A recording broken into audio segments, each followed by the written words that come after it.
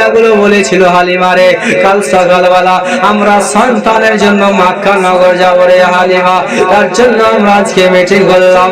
হযরতে হালিমা রাদিয়াল্লাহু তাআলা আনহা বললেন, শোনো আমিও তোমাদের সঙ্গে কাল সকালবেলা মক্কা নগর যাব। ও বাবারা, আমার মা বোনেরা শুনে নাও রে মা, এবার যেন সকালবেলা যেন সমস্ত সেই মক্কা তায়েব নগর থেকে মহিলারা মক্কা নগরে এসে সন্তান, আমি শর্টকাটে একটু বলছি বাবা, মক্কা নগরে এসে যেন তারা একটা একটা করে সন্তান নিয়ে যেন বাড়ির দিকে রওনা হলেন। হযরতে মা হালিমা রাদিয়াল্লাহু তাআলা আনহার ঘোড়াটা অনেক দুবলা পাতলা ছিল, কমজোর ছিল, তার জন্য হযরতে মা আমি হালিমা রাদিয়াল্লাহু তাআলা আনহা পিছনে পড়ে গিয়েছিলেন। এবার যেন হযরতে মা হালিমা রাদিয়াল্লাহু তাআলা আনহা মক্কা নগরে ঢুকছেন, আর ওই তায়েবের নগরের লোকেরা ওই মহিলারা যেন একটা একটা সন্তান নিয়ে যেন তারা বাড়ির দিকে ফিরে আছে। বলে হালিমা, ও হালিমা, আর গিয়ে কোনো লাভ হবে না রে হালিমা, মক্কা নগরে আর কোনো সন্তান নাই। বাবারা, আমার মা বোনেরাও, সেখানে হযরতে মা হবে হালিমা রাদিয়াল্লাহু তাআলা আনহার মনখানা কেমন করবে গো।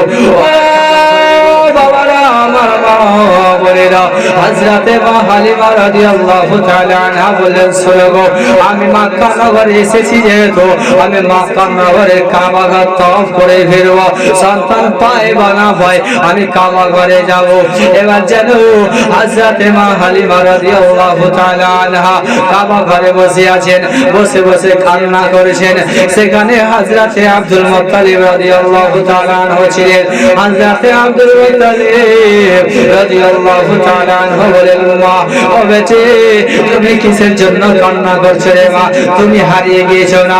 তোমার কেউ হারিয়ে গিয়েছে রে মা? তুমি কেন বসে বসে কান্না করছো, একটু আমায় বলো। হযরতে মা হালিমা রাদিয়াল্লাহু তাআলা আনহা বলেন, চাচা গো, আমি হারিয়ে যাইনি, আমার কেউ হারিয়ে যায়নি গো চাচা, আমি এই জন্য কান্না করছি, আমি তায়েব নগর থেকে এসেছি গো চাচা। চাচা গো,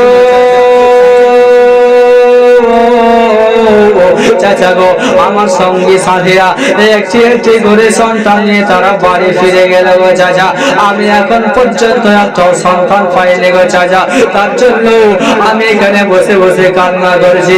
হযরতে আব্দুল মুত্তালিব রাদিয়াল্লাহু তাআলা আনহু বললেন, ও বেটি শুনে নাও, তোমার নাম কি একটু বলো। বলি, চাচা গো, আমার নাম হলো হযরতে হালিমা। হযরতে হালিমাকে বলছেন, ও গো হালিমা, শুনে নাও, আমি তোমাকে একটি সন্তানের খবর দেব রে হালিমা, তুমি যদি সেই সন্তান নিতে যাও রে হালিমা, তাহলে আমি তোমাকে সেই সন্তানের ঘরে পাঠাবো। কেননা এর আগে অনেক দায়েরা এসেছিল, তারা যেন আমার পোতাকে দেখে তারা ফিরে গেল, কেননা আমার পোতার বাবা নাই বলে তারা আমার পোতাকে নিয়ে যায়নি, যে যারা আমাদেরকে সঠিক মতন মাইনা বেতন দিতে পারবে না, যে ছেলের বাবা নাই আমাদেরকে কি বেতন দিবে, না না, এই সন্তানকে নিয়ে যাব না।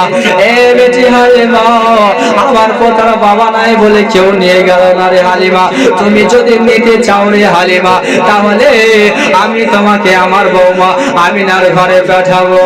বাবারা, আমার মা বোনেরা, হযরতে মা হালিমা রাদিয়াল্লাহু তাআলা আনহা বলেন, চাচা গো,